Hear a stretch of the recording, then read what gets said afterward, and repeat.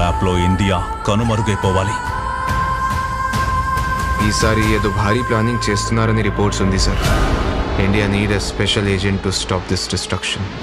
Hi viewers, మా video చూస్తున్నారు కానీ సబ్స్క్రైబ్ చేయట్లేదు. ప్లీజ్ సబ్స్క్రైబ్ చేయండి, లైక్ చేయండి, కామెంట్ చేయండి. ప్లీజ్ సబ్స్క్రైబ్డ్ రిక్వెస్ట్ చేస్తున్నాను. సో ఈరోజు రివ్యూ వచ్చేసి మన శివం బజే రివ్యూ ఎలా ఉందో చూద్దాము. ప్రస్తుతం టాలీవుడ్లో డివోషనల్ ట్రెండ్ నడుస్తుంది. ఈ కాన్సెప్ట్తో తెరకెక్కిస్తున్న సినిమాలు బ్లాక్ బస్టర్ హిట్గా నిలుస్తున్నాయి.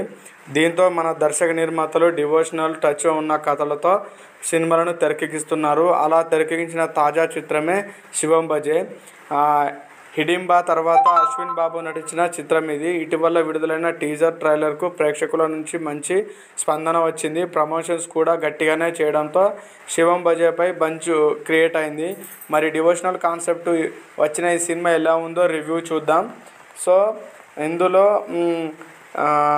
రికవరీ ఏజెంట్గా పనిచేస్తుంటాడు మన హీరో. ఒక కారు ఈఎంఐ వసూలు చేస్తున్న క్రమంలో శైలజ అంటే హీరోయిన్ పరిచయం అవుతుంది. దాని తర్వాత సో తన కళ్ళు పోతాయి. ఆ కళ్ళు వచ్చిన తర్వాత ట్రాన్స్ప్లాంటేషన్ కళ్ళు వచ్చిన తర్వాత ఏం జరిగింది అనేది కథ యొక్క ముఖ్య ఉద్దేశం.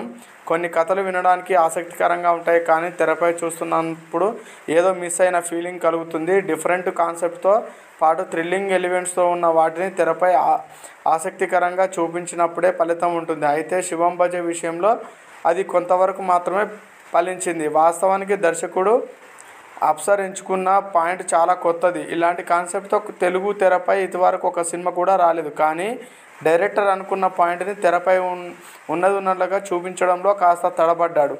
ఉగ్రవాదం, medical, crime, science, family, devotional ఇలా 5 జోనర్లో కలిపి కథ రాసుకున్నాడు. జీనో ట్రాన్స్ప్లాంటేషన్ అండ్ కొత్త పాయింట్ని టచ్ చేశాడు. అయితే కథనాన్ని ఆసక్తిగా చూపించడానికి కొంచెం ఫెయిల్ అయ్యాడని చెప్పొచ్చు. ఇండియాపై పాకిస్తాన్, చైనా చేసే కుట్ర సీన్తో సినిమా ప్రారంభం అవుతుంది. ఆ తర్వాత వరుస హత్యలు, పోలీసుల ఇన్వెస్టిగేషన్ ట్రాక్ ఒకవైపు, మరో హీరోయిన్ల లవ్ ట్రాక్ మరోవైపు నడుస్తుంది. ఈ రెండింటి మధ్య ఉన్న సంబంధం ఏంటి అనేది చెప్పకుండా కథపై ఆసక్తి కలిగేలా చేశాడు డైరెక్టర్. ఇంటర్వెల్ సీన్ అదిరిపోతుంది. సెకండ్ హాఫ్లో కథనం మరింత ఆసక్తికరంగా సాగుతుంది. జీనో ట్రాన్స్ప్లాంటేషన్ రివీల్ అవ్వడం, ఆ తర్వాత వెంటనే డోగ్రా గురించి తెలియడం, దాని నేపథ్యం అంతా ఆసక్తికరంగా సాగుతుంది. కానీ వరుస హత్యలపై పోలీసులు చేసే ఇన్వెస్టిగేషన్ చప్పగా సాగుతుంది. బలమైన విలన్ లేకపోవడంతో సినిమాకు మైనస్. క్లైమాక్స్లో వచ్చే ట్విస్టులు, కాంతారా లెవెల్లో సాగే యాక్షన్ సీను ఆకట్టుకుంటుంది. కథ మాదిరే స్క్రీన్ ప్లే కూడా బలంగా రాసుకొని ఉంటే ఫలితం మరోలా ఉండేదనిపించింది. సో నటన పరంగా అశ్విన్ బాబుకి వంక పెట్టలేం. ఎలాంటి పాత్రనైనా ఆయన అవలీలగా నటించగలడు. తొలిసారి ఆయన ఈ చిత్రంలో పక్కింటి కుర్రాడిలో నటించాడు. రికవరీ ఏజెంట్ చందుగా ఆయన చక్కగా నటించాడు. యాక్షన్ సీన్స్ అదరగొట్టేశాడు. క్లైమాక్స్లో అశ్విన్ నట విశ్వరూపం చూపించాడు. హీరోయిన్ దివంగన సూర్యవంశీ పాత్రకి ఇందులో పెద్దగా స్కోప్ లేదు, కానీ ఉన్నంతలో చక్కగా నటించింది. ఏసీపీ మురళిగా ఆర్బర్ ఖాన్ తరుణైన నటనలో ఆకట్టుకున్నాడు. హైపర్ ఆది బ్రహ్మాజీ కామెడీ వర్కౌట్ అయింది. మురళీ శర్మ, తులసి, ఆయన సులభతతో పాటు మిగిలిన నటులు కూడా బాగానే నటించారు. సాంకేతిక పరంగా కూడా పర్లేదు అనిపించింది ఈ మూవీ. సో సినిమాటోగ్రఫీ బాగుంది, ఎడిటింగ్ ఓకే, నిర్మాణ విలువలకు బాగున్నాయి.